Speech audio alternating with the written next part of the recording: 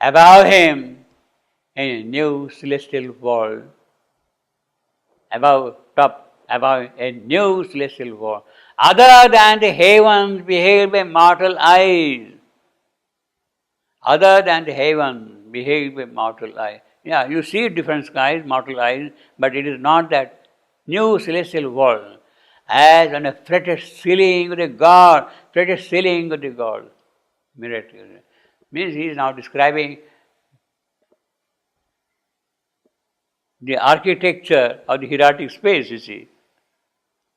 Above him in a new celestial world, other than the heaven beheld by mortal eyes, as on a fretted ceiling with the God. So that is what you see, the gods are standing up there, you see.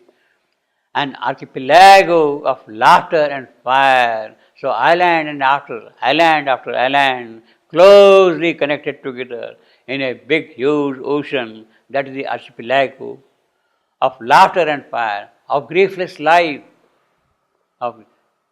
See, now here he is talking of laughter and fire. There is a fieriness, there is smile, but it is not really joy in the real sense. Because it belongs to the intermediate world.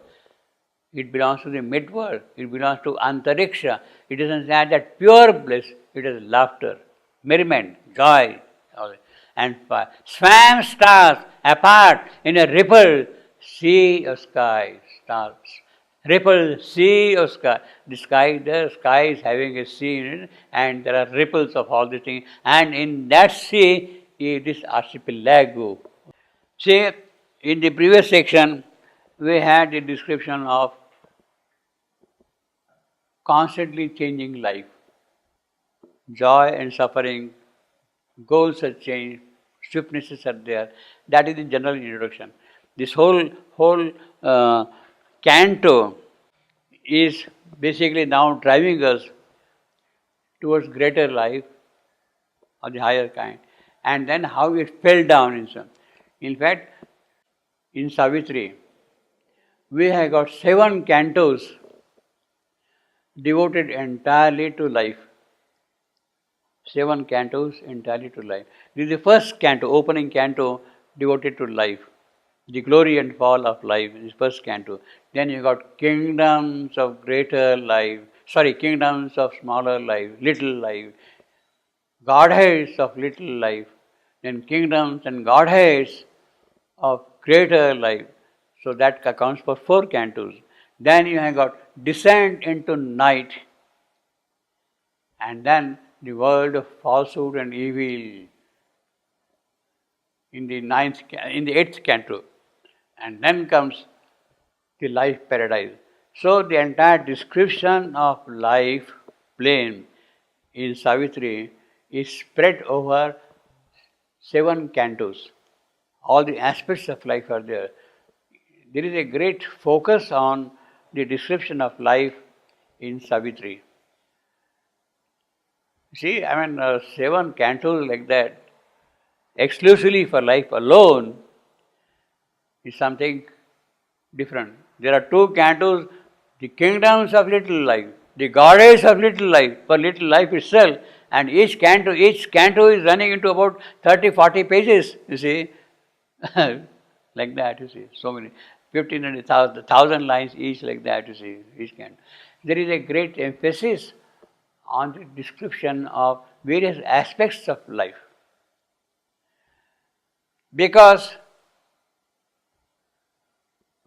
if there has to be life divine, you have to understand life in every extension, in every dimension, every respect.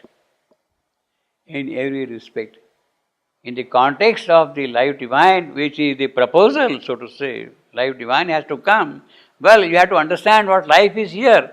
And therefore, the poet, the yogi, has really given a long, very elaborate description of the various facets of life as they are.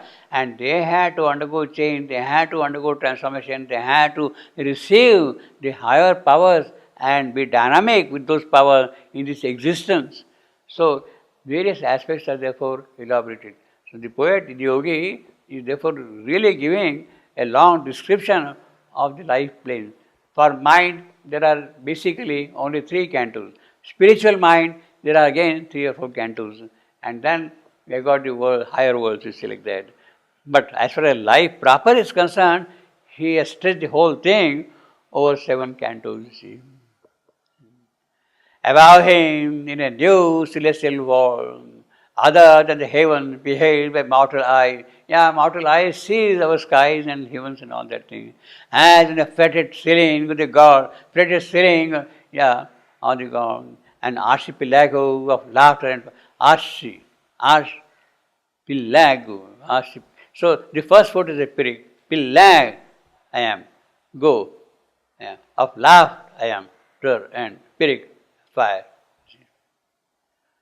Swam stars, spotty, apart, I am. In a ripple, an apple, sea, I am, of sky. Towers, spirals, magic rains of vivid hues, magic, they look really magical. You cannot describe them, how they have come. Magic, why magic? Because you don't know how they have appeared. To you, it looks as if by kind of magic they have been produced, those colors, those hues, you see. They are not really appeared as magic, but to us, to our eye, to our understanding, they look miraculous, they look magical, suddenly. In the many modes of Satchidananda consciousness of life there, you have got all the waves, all the colors, and gleaming spheres of strange felicity, floating to distance like a symbol world, floating to distance like a symbol world. Well, they look like symbolic only. On the travel, the toil they could not share. On the travel, you can really connect that thing with something which is there earlier. A sudden disclosure, sudden tempting, endure and long and hope. Archipelago. Here it corresponds to archipelago. Islands or spheres of strange felicity, floating, absorbed in their own beauty and content, on their immortal gladness, they live sure in the worlds of gods.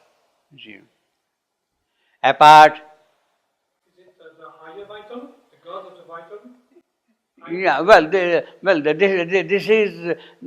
this is life which is pure, which has entered into the cosmic play. Life. Into the cosmic play.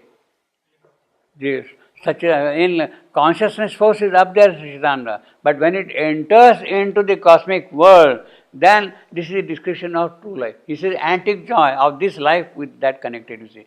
Then the lower vital will come later on, you see, afterwards, you see. Apart from self and glory, plunged, remote, burning, the swam in a vague, lucent day, all those islands, a nebula of the splendors they got, a nebula.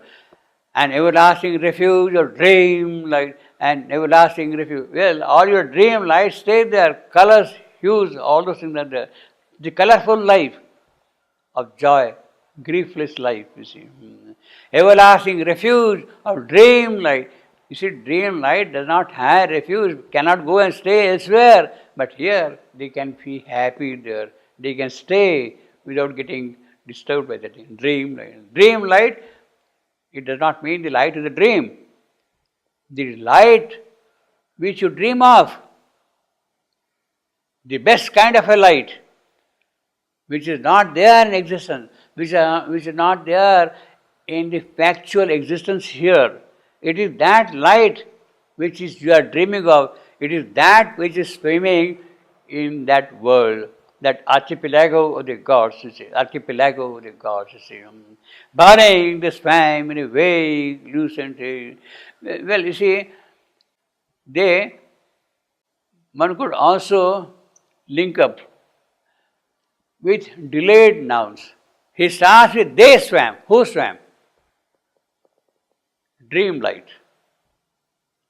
Who swam? Splendors of the gods. Who swam? Musings of Eternity.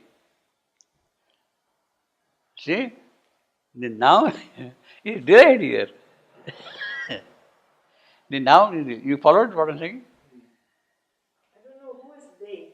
Huh? I don't know who is they. He has given dream light, splendors of the gods, musings of eternity. They swam in a vague, lucent haze. Who swam? Dream light swam. Splendors of the gods swam. Musings of eternity swam. That would make better sense. Apart, means that they does not correspond really to some nouns previously, but the nouns which are going to be described immediately. So that is the art of poetry, you see, technique of poetry, you see. He is delaying had he started an everlasting refuge of dream, light and nebula of the splendors of the God, made from the musings of eternity, apart in the self-glory, plunged, remote, burning, they swam in a vague lucidity. Had you inverted this description, then the kind of suspense which is there due to poetry, that would have gone away completely. See, you could have interchanged the last three lines and these first two lines. You bring these last three lines first and second lines afterwards. The suspense is lost. The suspense. He is holding you in suspense completely. That is the quality of the poetry, you see. Apart in the self-glory plunge, remote, burning, they swam in a vague, lucent. They, yes, dream light, splendors of God, musings of eternity.